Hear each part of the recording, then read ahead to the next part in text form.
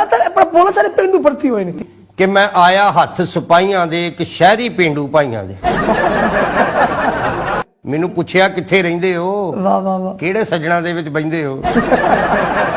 ਮੈਨੂੰ ਪੁੱਛਿਆ ਕਿੱਥੇ ਰਹਿੰਦੇ ਹੋ, ਕਿਹੜੇ ਸੱਜਣਾ ਦੇ ਵਿੱਚ ਬਹਿੰਦੇ ਹੋ, ਕੀ ਤੁਹਾਡਾ ਪੀਣਾ ਖਾਣਾ ਹੈ, ਤੁਹਾਨੂੰ ਲੱਗਦਾ ਕਿਹੜਾ ਠਾਣਾ ਹੈ। ਮੈਨੂੰ ਵੇਖਣ ਵਾਂਗ ਕਸਾਈਆਂ ਦੇ, ਮੈਂ ਆਇਆ ਹੱਥ ਸਿਪਾਹੀਆਂ ਦੇ ਇੱਕ ਸ਼ਹਿਰੀ ਪੇਂਡੂ ਭਾਈਆਂ ਦੇ। ਮੈਂ ਵੇਖਾਂ ਵਾਂਗਰ ਬਾਲਾਂ ਦੇ ਕੀ ਦਿਆਂ ਜਵਾਬ ਸਵਾਲਾਂ ਦੇ। ਮੈਂ ਵੇਖਾਂ ਵਾਂਗਰ ਬਾਲਾਂ ਦੇ ਕੀ ਦਿਆਂ ਜਵਾਬ ਸਵਾਲਾਂ ਦੇ। ਮੈਂ ਕਿਹਾ ਮੈਂ ਕੰਮ ਜੁੱਤੀਆਂ ਦਾ ਕਰਨਾ ਵਾ, ਖੁਸ਼ੀਆਂ ਦੇ ਫੰਕਸ਼ਨ ਫੜਨਾ ਵਾ।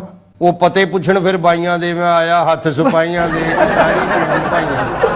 ਉਹਨੇ ਵੇਖ ਲਿਆ ਨਾ ਵੀ ਫੰਕਸ਼ਨ ਕਰਦਾ, ਇਹਨੂੰ ਪਤਾ ਹੋਣਾ ਵੀ ਕਿੱਥੇ ਕਿੱਥੇ ਬਾਈਆਂ ਦੇ। ਉਹ ਪਤੇ ਪੁੱਛਣ ਫਿਰ ਬਾਈਆਂ ਦੇ, ਮੈਂ ਆਇਆ ਹੱਥ ਸਿਪਾਹੀਆਂ ਦੇ ਇੱਕ ਸ਼ਹਿਰੀ ਪੇਂਡੂ ਭਾਈਆਂ ਦੇ। ਵਾਹ ਵਾਹ ਵਾਹ ਵਾਹ। ਤੇ ਮੂੰਹ ਨਾਲ ਸਰਾਇਕੀ ਬੋਲਦੇ ਸੀ, ਹੱਥਾਂ ਨਾਲ ਜੇਬਾਂ ਫੋਲਦੇ ਸੀ। ਮੂੰਹ ਨਾਲ ਸਰਾਇਕੀ ਬੋਲਦੇ ਸੀ, ਹੱਥਾਂ ਨਾਲ ਜੇਬਾਂ ਫੋਲਦੇ ਸੀ। ਕੀ ਬਾਤ। ਸਿਗਰਟਾਂ ਦੀ ਡੱਬੀ ਖੋਲਦੇ ਸੀ, ਰੱਬ ਜਾਣੇ ਉਹ ਕੀ ਟੋਲਦੇ ਸੀ। ਉਹ ਵੇਖਣ ਡਿਆ ਸੀ ਵੀ ਕਦੋਂ ਚਰਚ ਨਿਕਲਿਆ ਢੇਲੀ। ਸਿਗਰਟਾਂ ਦੀ ਡੱਬੀ ਖੋਲਦੇ ਸੀ, ਰੱਬ ਜਾਣੇ ਉਹ ਕੀ ਟੋਲਦੇ ਸੀ। ਤੇ ਉਤੋਂ ਕਹਿੰਦਾ ਓਏ ਅਸੀਂ ਰਾਖੇ ਖੜੇ ਆ ਰਾਈਆਂ ਦੇ, ਮੈਂ ਆਇਆ ਹੱਥ ਸਿਪਾਹੀਆਂ ਦੇ। ਤੇ ਮੈਨੂੰ ਹੁਣ ਬੜੀ ਟੌਰ ਨਾਲ ਕਹਿਣ ਡਿਆ ਵੀ ਸਾਡੇ ਨਾਲ ਚੱਲਣਾ ਠਾਣੇ ਆ ਜਾਂ ਇੱਥੇ ਹੀ ਮੁੱਕ ਮਕਾਣੇ ਆ।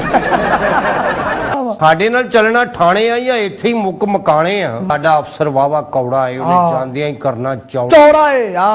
ਅਸੀਂ ਮਿੱਠੇ ਵਾਂਗ ਹਲਵਾਈਆਂ ਦੇ, ਮੈਂ ਆਇਆ ਹੱਥ ਸਿਪਾਹੀਆਂ ਦੇ ਇੱਕ ਸ਼ਹਿਰੀ ਪੇਂਡੂ। ਮੈਂ ਉਹਨੂੰ ਕਿਹਾ ਬਾਤਾਂ ਬੁੱਝਣ ਵਾਲੀਆਂ ਪਾਉਂਦੇ ਹੋ, ਸਮਝੇ ਨੂੰ ਕੀ ਸਮਝਾਉਂਦੇ ਹੋ। ਬਾਤਾਂ ਬੁੱਝਣ ਵਾਲੀਆਂ ਪਾਉਂਦੇ ਹੋ, ਸਮਝੇ ਨੂੰ ਕੀ ਸਮਝਾਉਂਦੇ ਹੋ। ਕੀ ਮੇਰੇ ਕੋਲੋਂ ਲੈਣਾ ਜੇ, ਕੀ ਹਿੱਸਾ ਪੱਤੀ ਪੈਣਾ ਜੇ।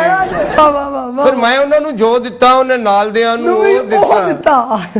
ਮੂੰਹ ਪੈ ਗਿਆ ਲੂਣੀ ਕੁਲਫੀ ਨੂੰ, ਹੁਣ ਛੱਡਣਾ ਪੈ ਗਿਆ ਜ਼ੁਲਫੀ ਨੂੰ।